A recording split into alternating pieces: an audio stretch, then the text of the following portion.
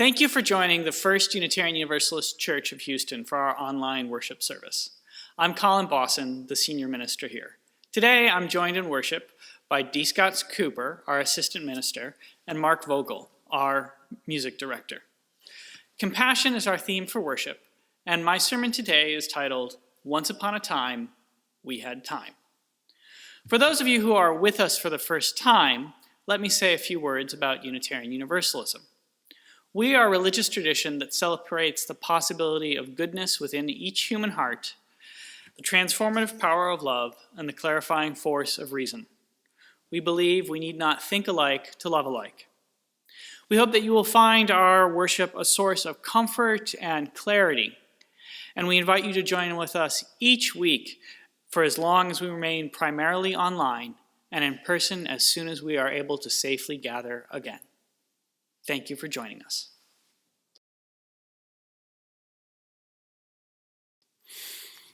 Welcome, you who long for connection, you who miss the sight of this familiar place of gathering and worship, you who long for a familiar place but have never actually gathered here with us.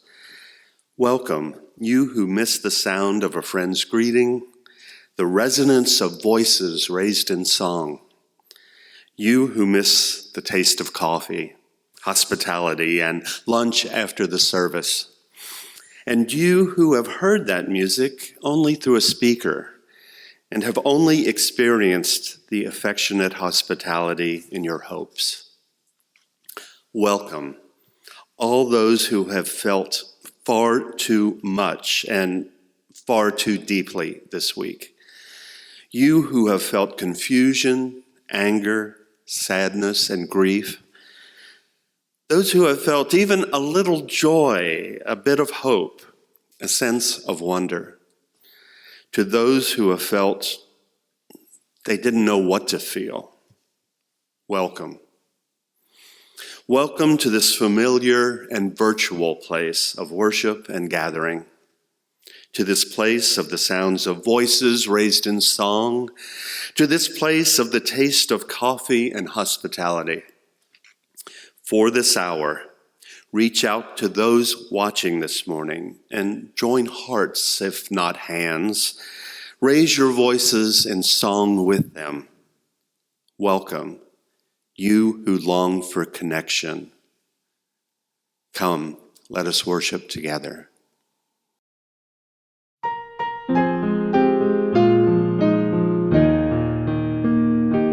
Celebremos compartiendo nuestras vidas, encendiendo esta luz.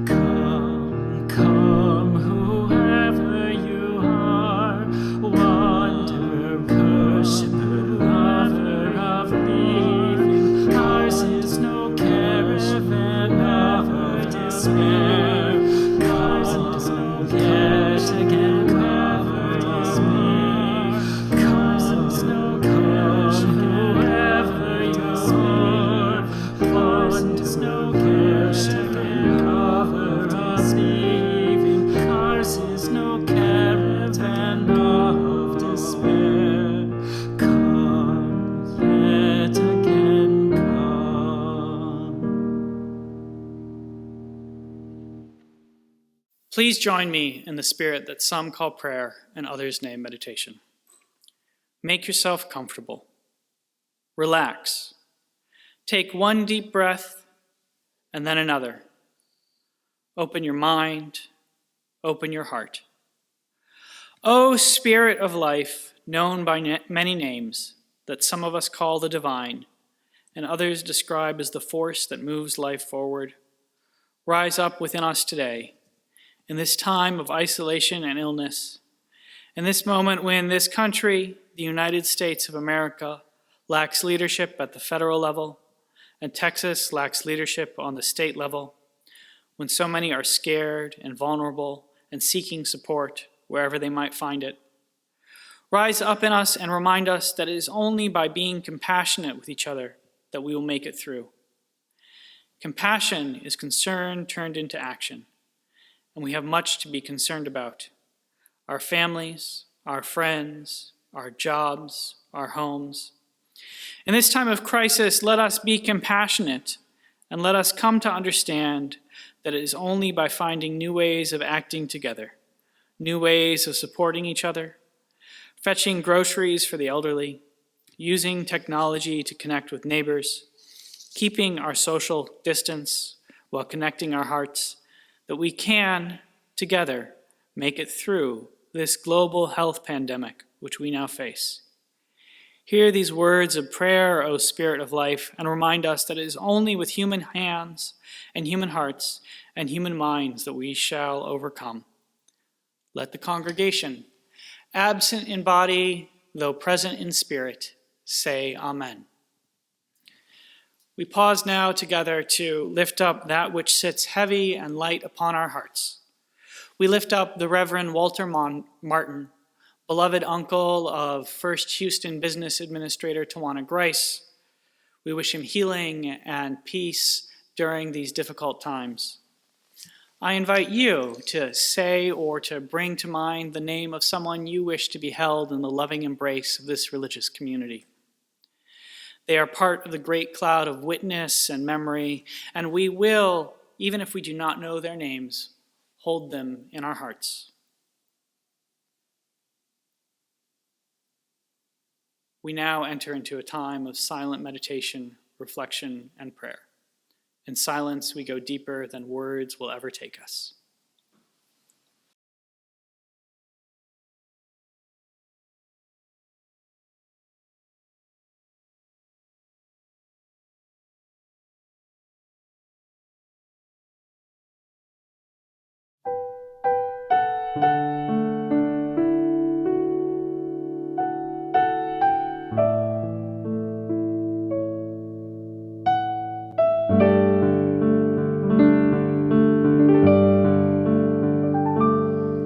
In the quiet of this place, let this moment fill with grace.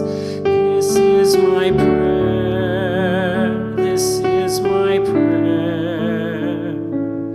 Oh,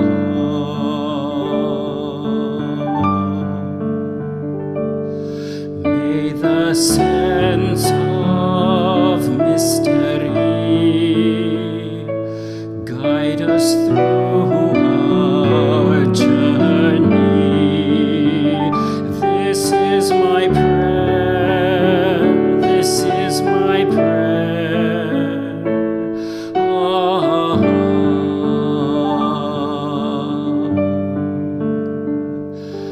this is my prayer.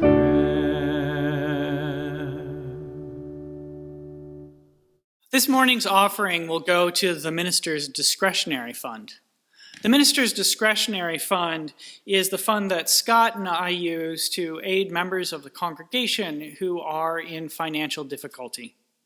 We use it to help people pay for rent, groceries, and afford medical care. In the last week, we've already had inquiries from members of the congregation about what kind of assistance we can give them during these difficult times.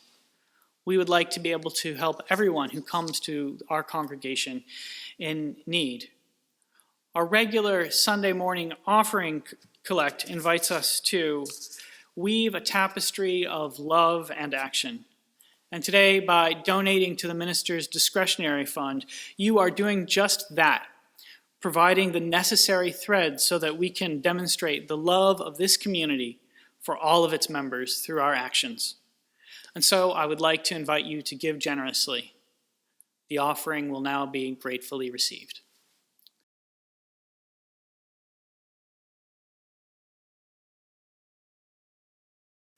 What if you thought of it as the Jews consider the Sabbath, the most sacred of times? Cease from travel, cease from buying and selling. Give up just for now on trying to make the world different than it is. Sing, pray, touch only those to whom you commit your life. Center down. And when your body has become still, reach out with your heart. Know that we are connected in ways that are terrifying and beautiful. You could hardly deny it now. Know that our lives are in one another's hands.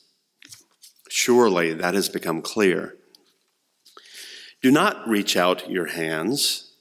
Reach out your heart. Reach out your words. Reach out all the tendrils of compassion that move invisibly where we cannot touch. Promise this world your love, for better or for worse, in sickness and in health, so long as we all shall live. Here ends the first reading. Once upon a time, we had time. Whatever the story of our individual mortalities, they're extended out from all of us together, the space of shared time. The sharing was rent with a contradiction. We reached no consensus on the layout of the future. We could ignore the space of its temporal bodies and squint away the alpha and the omega of its ages. Our calculations collided. Our opposed futures warred and left hope drugged or in ruins. But still there it stretched out before us, if we were not fundamentalists of the end, at least a time to rebuild. There would be enough time for the space of a marvelous togetherness, new heaven and earth, utopic horizon, seventh generation, endless rhythm, eternal return, revolutionary leap, fitful progress, sci-fi tomorrow, or so the stories go. We had time, and now we seem to have lost it. Here ends the second reading.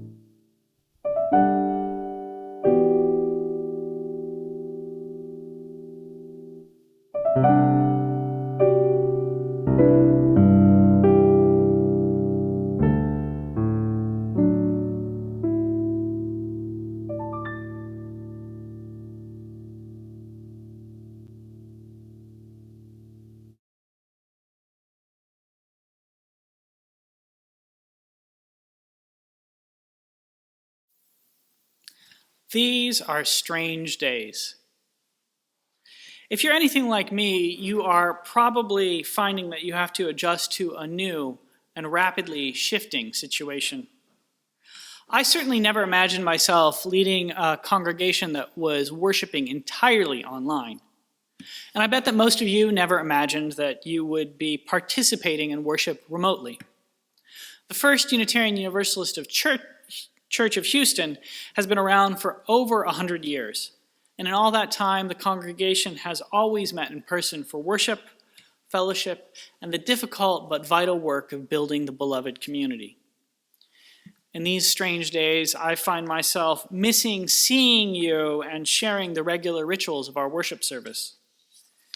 As I preach this sermon, I find myself looking out over the rows of empty wooden pews. As I preach this sermon, I find myself glancing over to where the choir normally sits and seeing only our music director, Mark Vogel. As I preach this sermon, I find myself thinking about our Thoreau campus out in Richmond, where some of us regularly gather for worship in a beautiful sanctuary overlooking a field of green clover. That building sits vacant now.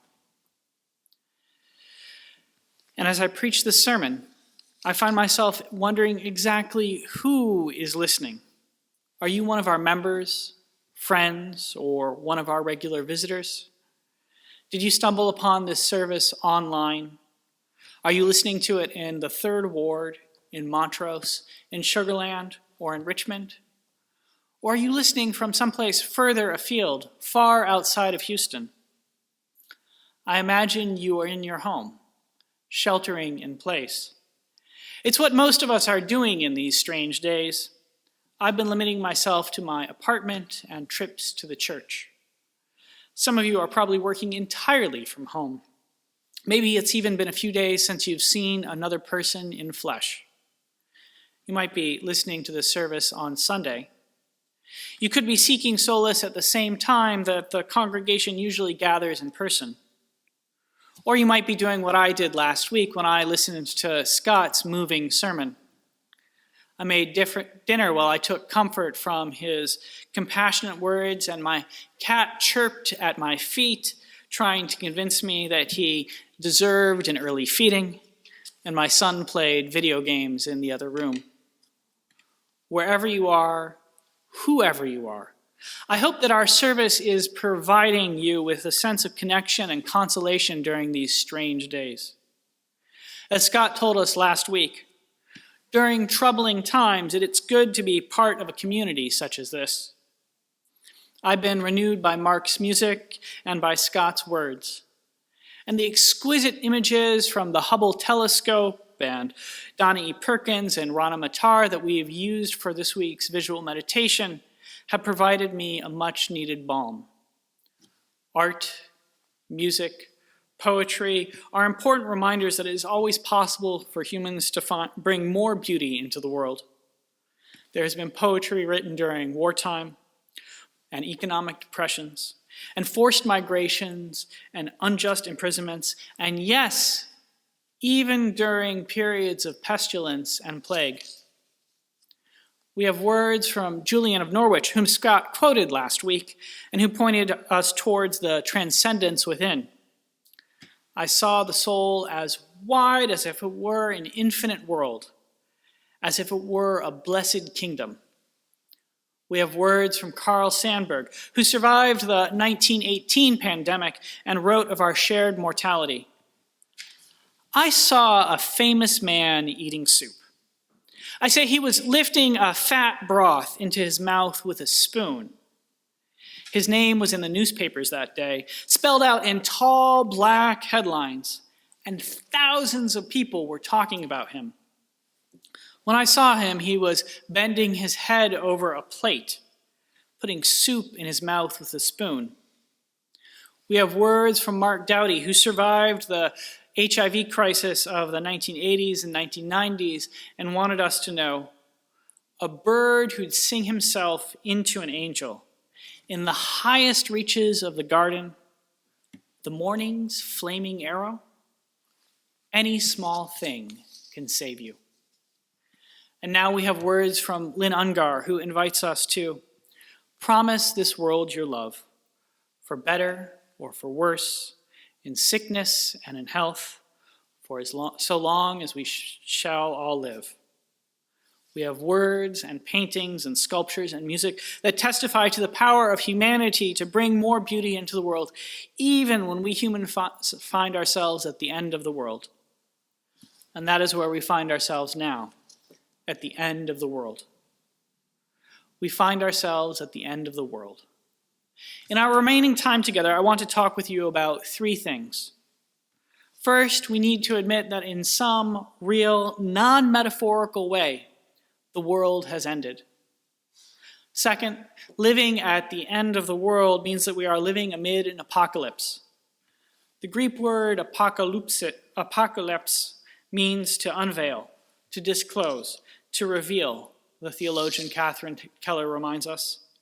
There are many things being unveiled, disclosed, and revealed right now. We should pay careful attention to them. Our human future depends on it. We would do well to heed James Baldwin's words. Everything now, we must assume, is in our hands. We have no right to assume otherwise. Third, we should turn to our theme for worship, compassion. At the end of the world, during these apocalyptic times, compassion is what is going to see us through. At the end of the world, during these apocalyptic times, as we peer into the murky cloud of the future, we must recognize that today, tomorrow, and each day we collectively struggle with the pandemic, we will be forced to make a choice between compassion and callousness. It is only by choosing compassion that we can learn the lessons of the hour. We find ourselves at the end of the world. The rapid spread of the virus that causes COVID-19 has changed how we live and interact. The safest thing we can do right now is to avoid as many people as possible. Keeping our distance, sheltering in place, it means that so many things that seemed perfectly normal even a few days ago are dangerous and foolish now. We've closed the church buildings to the public. Most of the staff is working from home. Gustavo is still here, making sure our museum district building is properly maintained. We have a volunteer checking in on our building out in Richmond. And Cheryl and Tawana are coming in some of the time to process the mail, to handle the banking, and to make sure that all of the bills get paid. The ministerial and worship staff is here occasionally to produce the service and, beginning next week, a midweek forum. But starting Monday, all of our staff meetings will be online. There will be no regular staff lunch, no just dropping by someone's office when I have an idea I want to share or a pastoral matter I need to talk through. In the last week, we've worked hard to take the congregation's programs online. In the next days, we will be offering some form of almost all of our programs through Zoom. We'll have small group ministries and regular religious education programs for children and youth. On Sundays, we'll have a virtual gathering time after the service is posted.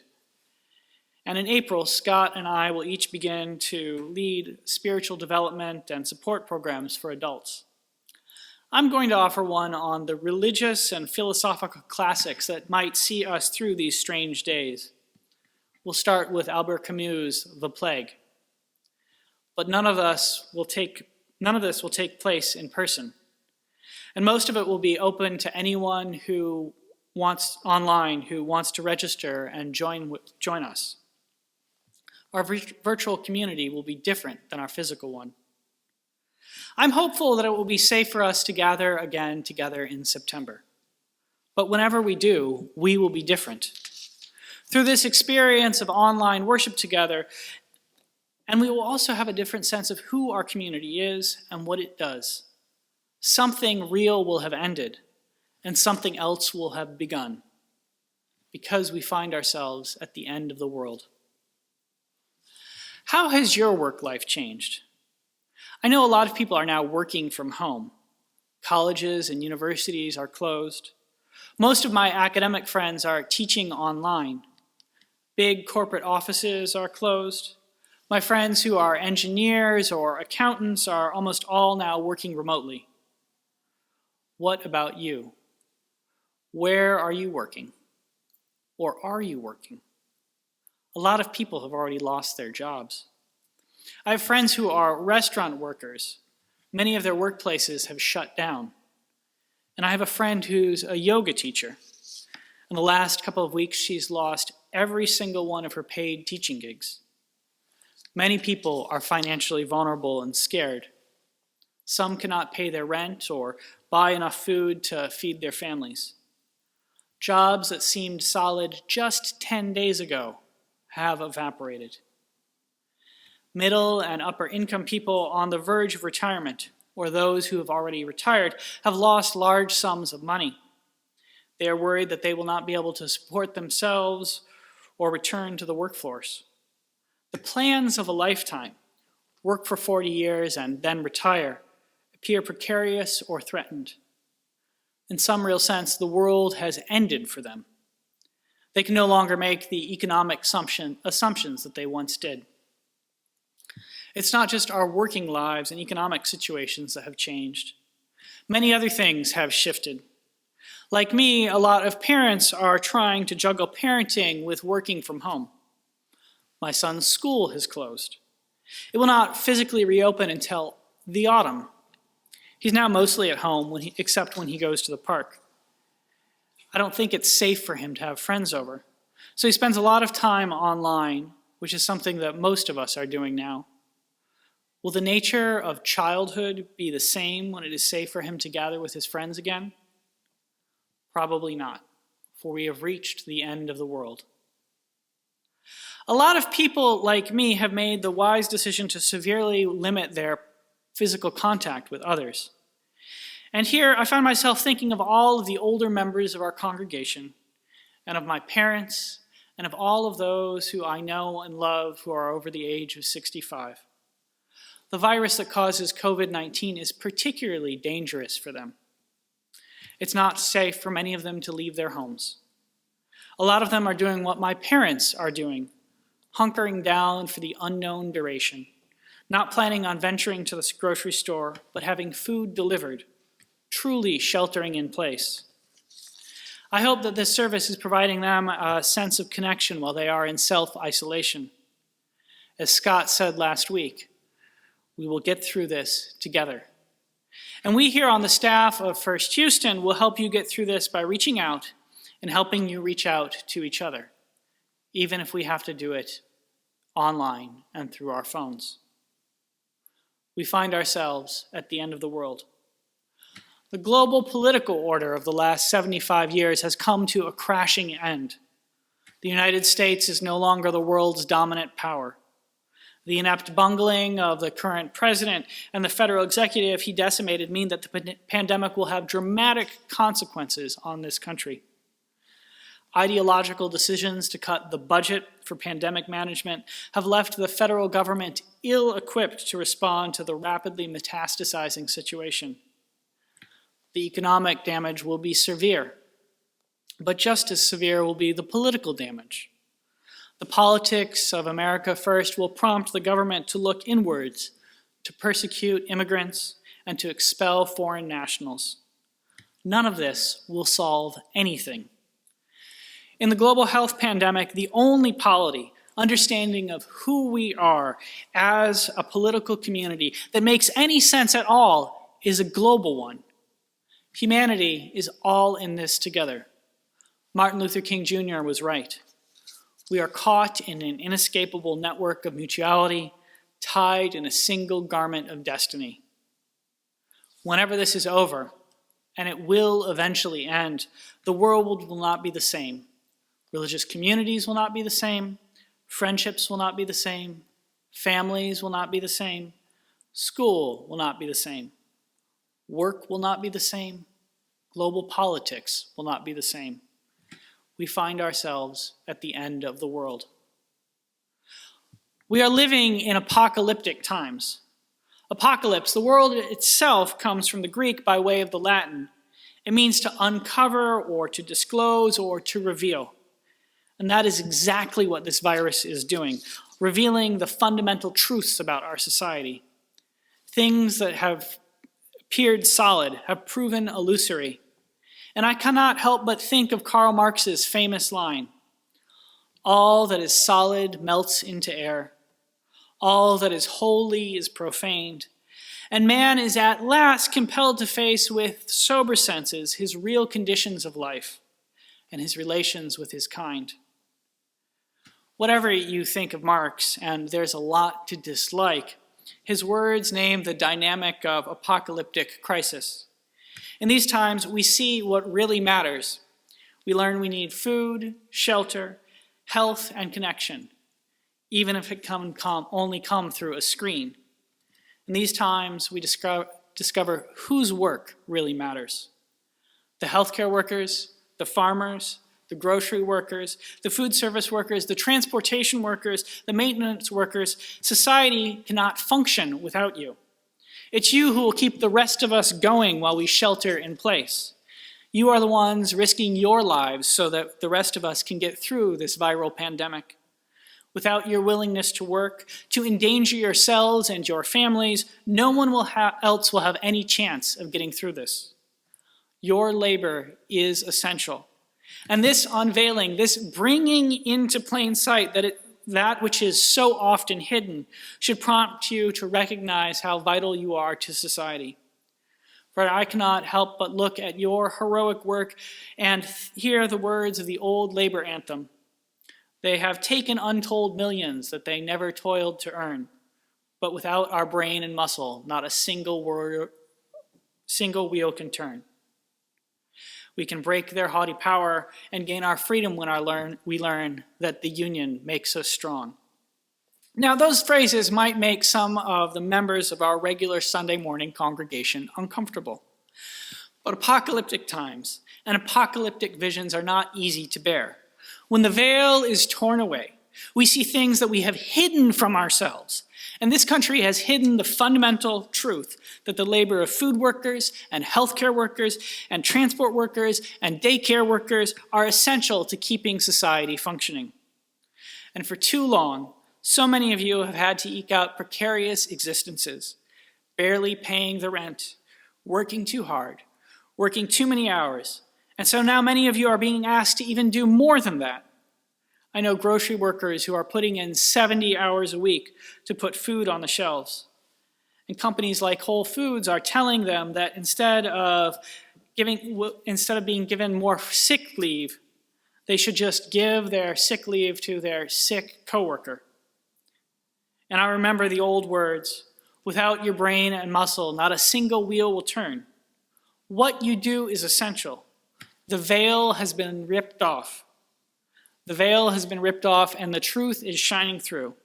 Low-wage workers, Whole Foods workers, Amazon delivery people, you have great power. Our society cannot function without you. In this apocalyptic moment, you have the possibility to use that power to organize, to go on strike, to make demands, and to win yourselves more pay. No one whose labor is essential should ever have trouble paying the bills, finding a place to live, or affording enough food to feed their families. No one who must take care of others in these strange days, risking their very lives to give aid to other people who suffer in these apocalyptic times, should worry about whether or not they have health care. Now, I know I'm making some of my regular congregants uncomfortable, but apocalyptic visions are like fever dreams, perhaps an apt but disquieting metaphor itself, and they can make us squirm. And it is the preacher's job to offer up the prophetic voice, to speak the truth that must be spoken, to comfort the afflicted and afflict the comfortable. And if we are to learn the lessons of the hour, that is precisely what must be done. We must comfort the afflicted and afflict the comfortable. If we do not, then society will not change. And if society does not change, then I know that next time there is a pandemic, we will also be unprepared when the veil is ripped away and we face a global crisis. So grocery workers, healthcare workers, if you want to take the lessons of the hour and use the opportunities to struggle for better, safer wages and conditions, here is what you might do. You might find one of your trusted coworkers and ask them the questions. Are you safe where you work? Are people getting sick? Are you being paid enough to live on? And you might suggest that you and your trusted coworker each meet individually with some of your other coworkers and ask them the same questions. Get everyone's email and phone number. Make a plan. Promise to support each other. Set a day and a time. Walk off your job, but keep your social distance. And as a group, tell your employer you demand better wages and safety conditions. You demand adequate masks and gloves so that you won't get sick and that you can keep taking care of the rest of us, and that you need sufficient pay so that you can afford your home and feed your family. But don't do it just for yourselves. Do it for the rest of us. Because here's the truth, the real unveiling in the lesson of this apocalyptic moment. Most of the good things we have in this society, Social Security, Medicare, Medicaid, mass transit, all the programs that came from the New Deal and ended the Great Depression came about because people like you in earlier generations during the Great Depression who were performing essential work refused to work anymore until they could work safely and be paid enough to support themselves and their loved ones. The federal government is not taking the actions it needs to end the viral pandemic. It is not repurposing industry to build ventilators for sick people, to build hospitals, or to make masks. Ask yourself, how quickly would things change if the Amazon workers said, "We will not deliver anything else until the government focuses on building us hospital beds if we get sick"? Ask yourself, how quickly would things change if grocery workers said, "We will not stock the grocery shelves until masks aren't being made for us to safely interact with our customers"? The veil has been lifted. The essential work of society has been revealed. And I can hear echoing in the distance, perhaps creeping closer, the old words from William Butler Yeats, who posed the question, "And what rough beast, its hours come round at last, slouches towards Bethlehem to be born?" We have reached the end of the world. We are living in apocalyptic times. And now, what beast shall it be? Shall it be a compassionate one or a callous one? Yeats's verse hints at both possibilities. For Bethlehem is where Christians believe that their Messiah was born, and yet the beast is rough, hinting at some perhaps satanic creature. So we come to the final point of our sermon.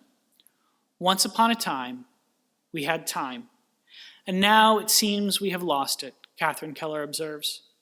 And so now here at the end of time, we must choose between compassion and callousness, for we are rapidly running out of time. The viral outbreak grows ever more dire, and we must choose between compassion and callousness. The choice cannot be deferred any longer. Deferring the choice to immediately mobilize, to act immediately, means choosing to be callous. Yes, those of us who can, who are non-essential workers, need to shelter in place. That is a compassionate act, for it will slow the spread of the virus. But we need to do more than that. We need to choose compassion as our guiding principle going forward. And we need to recognize that we are in extraordinary times. We are in a crisis, and we should listen to economist Milton Friedman, who said, "Only a crisis, actual or perceived, produces real change." Real change is going to come from this crisis. The only question is, will it be compassionate change or callous change? Already, the current president is using the pandemic to pursue the politics of callousness that he has long set to enact. He's sending asylum seekers back to Mexico. He is undermining the ability of unions to collect dues from federal workers. He is demanding the relaxation of environmental protections. Each action, he claims, is somehow related to fighting the pandemic. We can choose differently. We can use this crisis to pursue the politics of compassion. We can see society's quick mobilization as a lesson that it is possible to act rapidly to address the climate emergency. We can take the truth that all of us are vulnerable to the virus to realize that we must have a universal healthcare system if we are to survive this crisis. We can recognize that we are all dependent upon each other, and so therefore we must all take care of each other. We can choose the politics of compassion. We have reached the end of the world. We are living amid an apocalypse. The veil has been lifted. Will we choose the politics of callousness or the politics of compassion? Everything now, we must assume, is in our hands. We have no right to assume otherwise, said James Baldwin. What shall we choose? What will you choose? How will you act? How will you take the lessons of the hour? These are the great questions that we must ask ourselves in these strange days. And I end not with answering them precisely, but raising them. For thankfully, they are not my questions to answer alone, but questions we must answer collectively together. So, my friends, take good care. Be safe. Keep your social distance. Know that you are loved, and that this congregation here at the end of time is here for you. And so I invite you now to say with me, Amen.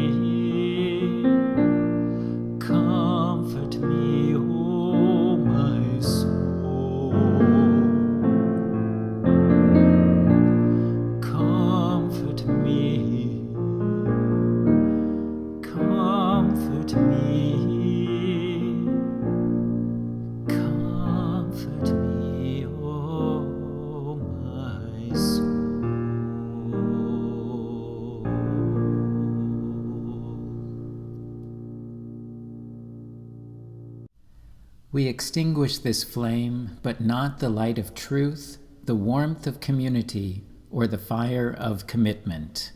These we carry in our hearts until we are together again. We have reached the end of our service. We are out of time, and here is the but, we can still choose here at the end of the world, after the veil has been lifted, between compassion and callousness. Let us make our choice. Go in peace, go in love. May our lives be a blessing. Stay safe. Amen.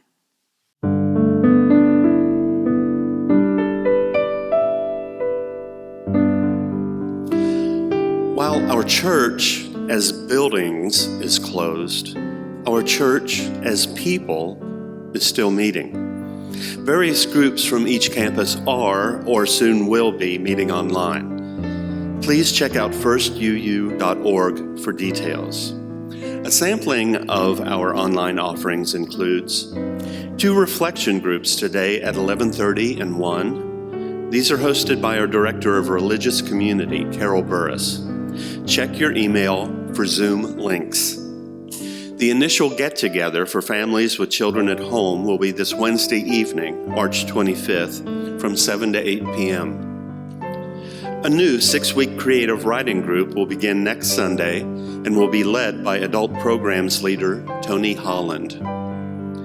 Adult and youth small groups are moving online. Participants should watch for an email from their group's leader. Our adult discussion circle and meditation groups start meeting today. Let us know if you'd like to be on their email lists. These opportunities for connection will be offered via Zoom. Please check your email for links, firstuuhouston.org for more details, and email Carol at firstuuhouston.org with questions or to sign up for a group.